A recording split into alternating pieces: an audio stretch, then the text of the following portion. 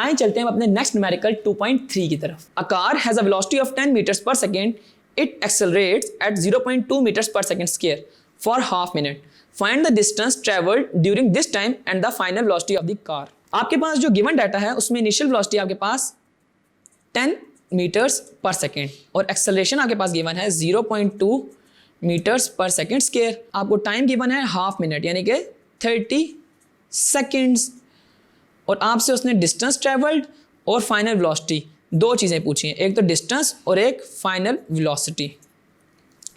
Distance के लिए आप सेकंड इक्वेशन ऑफ मोशन को यूज़ कर सकते हैं, यानी कि s is equal to VIT plus half of AT square. आप इसके अंदर पुट करें इनकी वैल्यूज़। VI है हमारे पास 10, टाइम है हमारे पास 30 और एक्सेलरेशन है मेरे पास 0.2 और टाइम को मैं अगेन 30 पुट करता हूँ जिसका स्क्वायर लेते हैं।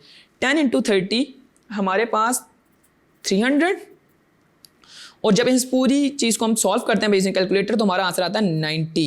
तो 300 प्लस 90 हमारे पास आता है 390 मीटर्स।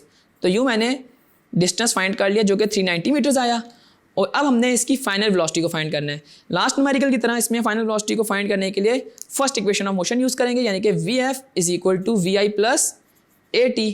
तो VI हमारे पास है 10, एक्सेलरेशन हमारे पास 0.2 और टाइम है हमारे पास 30। तो 30 को जब मैं 0.2 से मल्टीप्लाई करता हूँ तो हमारे पास आंसर आता है 6 और 10 plus 6 is equal to 16 metres per second. तो यूँ आपने देखा कि कैसे हमने सेकेंड और फर्स्ट इक्वेशन को यूज़ करते हुए डिस्टेंस और फाइनल वेलोसिटी को फाइंड कर लिया।